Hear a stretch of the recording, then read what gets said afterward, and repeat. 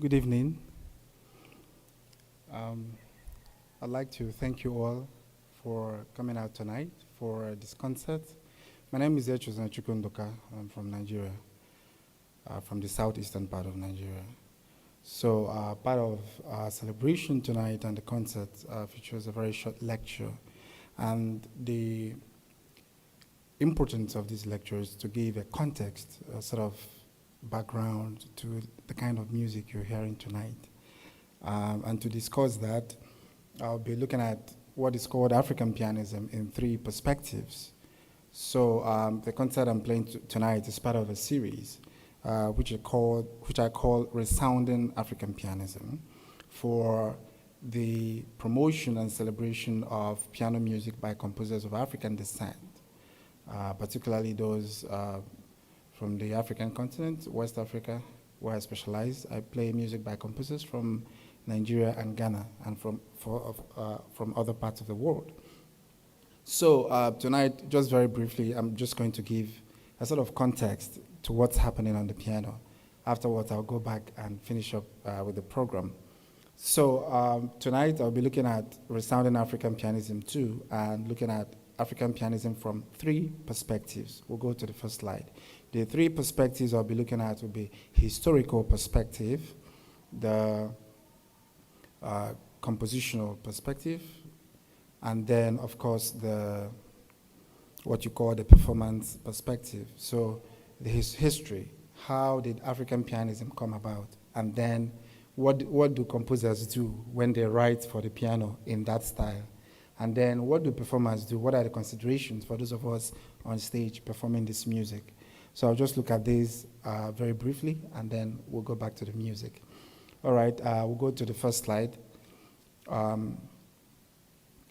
listed the three perspectives. So beginning from the historical perspective, African pianism is considered a branch of African art music. And when we talk about African art music, it is African classical music. African art music is a result of the blend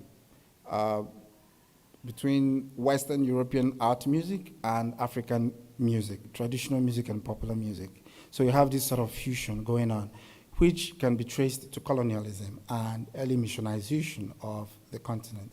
When you have the European missionaries there on the continent, they brought the kind of music, the instruments, the pianos. Of course, that came with the religion, the Christian religion, and school education.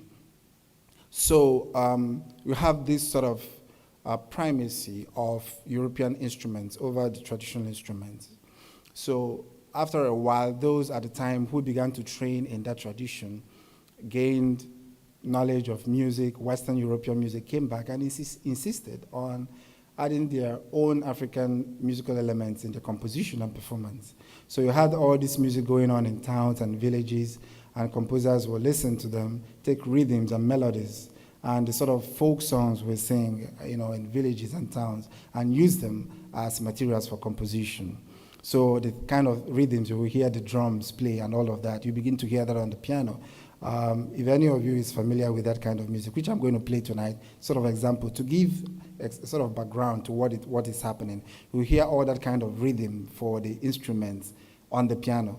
So the composers, what they do is to listen to them and use them for composition. So it's this sort of a historical background. And talking about African pianism itself, in 1970, we'll go to the next slide, a composer by the name Akinyuba. Akinyuba, that's Akinyuba there, is a Nigerian from the southwestern part of Nigeria. He was, until his passing in 2020, a very distinguished scholar and professor at the University of Pittsburgh, where he taught ethnomusicology and African music. So he coined the term African pianism in 1970. And what was his argument? That since the piano is a percussive instrument, a percussion instrument, in addition with the strings, and that you have other instruments in Africa that sounded like that had those sort of qualities of percussion and melody, that you can as well write the kind of music that these instruments play for the piano to achieve a sort of African pianism. In other words, to give the piano a sort of African identity, for the piano to sound African, for the piano to speak an African musical language, essentially. That is what it is.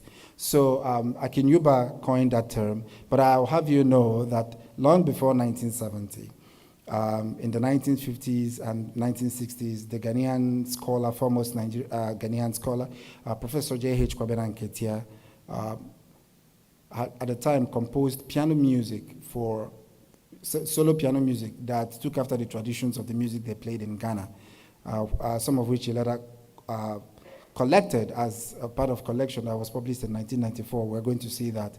So the idea is that before 1970, that Akinyuba coined the term African pianism, some composers had started writing in that form. What Yuba did was to give a sort of theoretical framework to what was already happening at the time, and to have a name for it, and to have it established in a way. So we'll go to the next slide, and we'll see Professor J.H. Kwabena Nketia there. The book on the side is the book that was published in 1994, African Pianism. It's 12 pedagogical pieces, a collection of piano music. And you'll hear 3 from the 12 here tonight. They'll be part of what I will play right after this brief lecture. So that's Akinyuba. We'll go to the next one. So that's Nketia. So Nketia actually described African pianism, and Akinyuba had what he called creative musicology, which was, of course, going into the field, as I had explained, to get elements, to get melodies and record and use them to compose music. And they described what was happening in the music that they wrote about. So that's what we have in that compositional perspective. The melodies, the rhythm, even the chants. Some years ago, I spoke with Fred Onowarasoke, one of the composers whose music we'll hear tonight, and he mentioned how he had to travel all around the African continent, recording music that he used to compose piano music. And he said he had to even join some esoteric masquerade calls and all of that to get access to what they were doing. I used the material to write piano music. And I teased him. I said, wow, are you sure you've not broken their oath of secrecy? Now you've gone through initiation to get this music, and you're using it to write piano music. And we laughed it off. So this is the sort of extent composers and scholars had to go to get this material that you hear on the piano. So for tonight, we'll have some composers. I'm going to introduce them and talk about their works in the program, and then go ahead to finish the performance. The next slide. So the composers we'll have tonight, the first composer, Onyeji, Christian Onyeji. That's his music you just heard. I played a set from his composition. Christian Onyeji teaches at the University of Nigeria, Nsukka. I studied there. He was my professor and advisor, advised my first degree project, performance project, years ago. It's been over 10 years.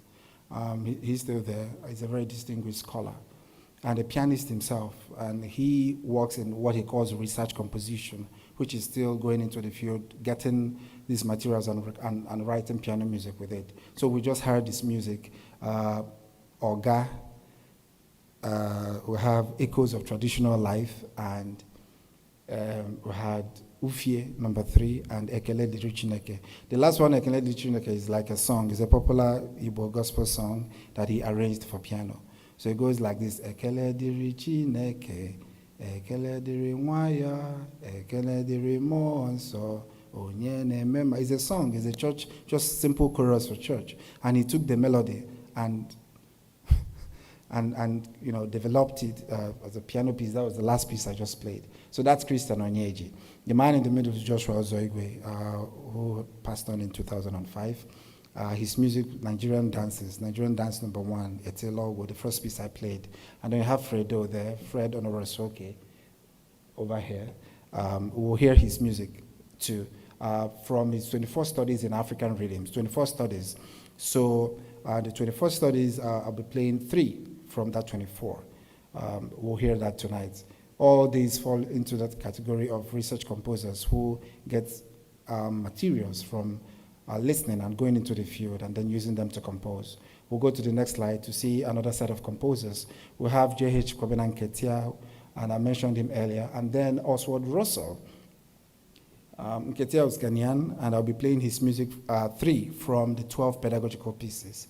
Oswald Russell is a Jamaican composer and pianist himself.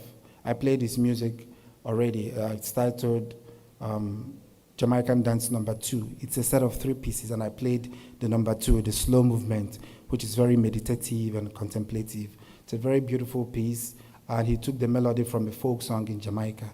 And so he still follows that tradition of taking the music from the people and using it to write for piano. So we'll go to the next set. The next set are younger people. Actually, fun fact, they were my contemporaries at the University of Nigeria years ago. Chijioke Ngobili wrote Echezonachukwu, the second piece I played. He wrote that piece in 2010 and dedicated it to me. We were there still at the University of Nigeria. It was the year I graduated. I got my first degree. He wrote that piece and dedicated it to me. I named the piece after me. Actually, what happens is that in the sections of the piece, because they used to call me Nduka instead of Echezonachukwu Nduka, he got the piano to say my name. And that is what happens with talking drums and flutes and all the instruments that you use in praise singing. So when you hear tudum, tudum, what the piano is doing is actually saying the name of the person, Echendoka. So, and it came at intervals. Some things will happen, and you hear that thing again, didum, didum, and then other melodies will follow here, didum, didum. That's the piano saying the name of the person for whom the music was composed. And that's the sort of thing you hear, in talking drums and all of that. So he did that in 2010. He still writes. He's currently at the University of Buffalo, where he's getting a PhD in history. He's a historian, but also a music scholar. We have Oyewale, Itunu Oyewale, whose music I'll be playing tonight. He's the last of the set. So these are all the composers whose music I'll be playing. So when we go to the next slide, we'll just listen a little bit to some sort of traditional musical examples where some of these rhythms and the sort of dances that composers listen to get ideas, rhythmic ideas, melodic ideas, and all of that to write for the piano. You would hear some sort of similarities in rhythm and all of that from the music. So the first one is Igbo women dancing. It's a church setting in a university town of Nsukka. You would see a clergyman there dancing with them. The next one, you have Etelogu, an excerpt from Etelogu, then southeastern Nigeria as well. And the last one is Uje from South and Robo Dance. So we'll just do a little bit of listening and see how we can connect that to what we've heard so far and what we're still going to hear afterwards. Yeah, let's listen. Thank you.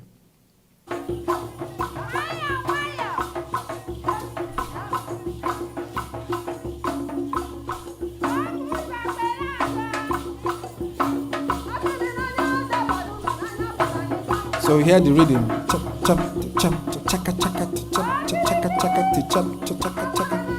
That was what the piano was saying.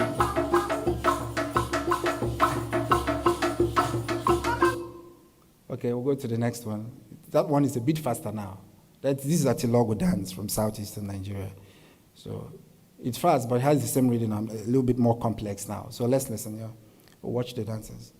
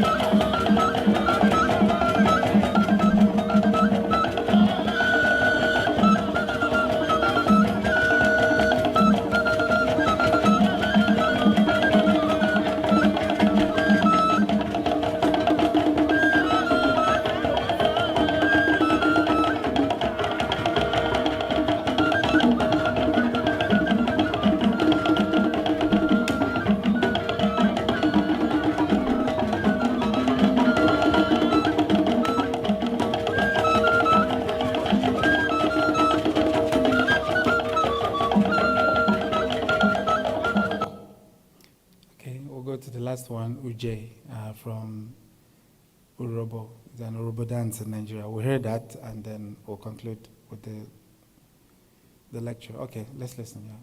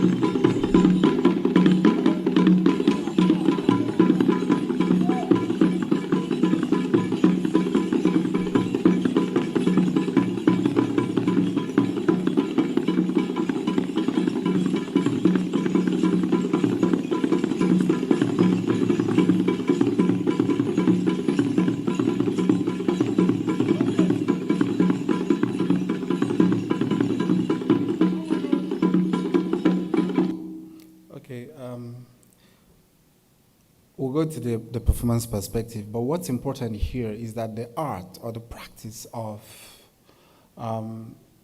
writing dance music for piano, it's not new. It's not a new practice.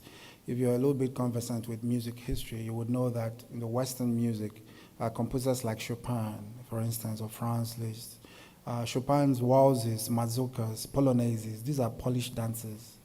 You know, when we hear music by Chopin, there are polished dances, the waltz, the mazurkas, polonaises, and all of that. So those, centuries ago, they would listen to dances and write music in that tradition. So what our composers are doing, listening to these people and writing, in that tradition, is not new. And sometimes with the title of the music, you can tell what dance they're trying to imitate for the piano. So it's a sort of long line of tradition of what's been in place for classical music composers. The difference is that, when the music is played, when it goes from the arena of traditional music into art music, it's for listening and contemplation.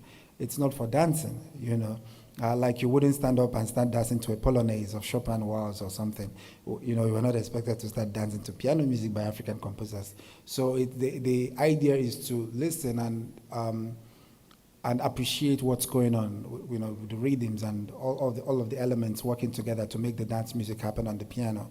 So that's that. We'll go to the performance perspective, and we have the idea of seeing the instrument, which is one of the idea of the hallmarks of African pianism, as the piano being a surrogate, an instrument that is in place of another. So the piano at some point in the music, depending on the kind of composition, becomes that traditional instrument, maybe a xylophone, maybe a drum, and not just the piano. So that what happens is like the pianist is drumming the piano. One example is that when you have maybe two notes where you have to go with one hand to play, the pianist uses both hands to play them the way you would play an African drum. So it's an approach, and to know this sort of percussion, accentuations, where to place accents on the music to bring out the percussive texture of the music. So I think this is really important. What we've done so far is just to give a context to explain what's happening on the piano, and I hope you really appreciate that.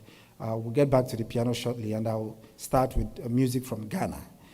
J.H. Kwabena Nketi. I'll play some selections from his 12 pedagogical pieces, and then we'll play other pieces for the night and close. I want to once again thank you all very much for coming out this evening. Thank you, and God bless you.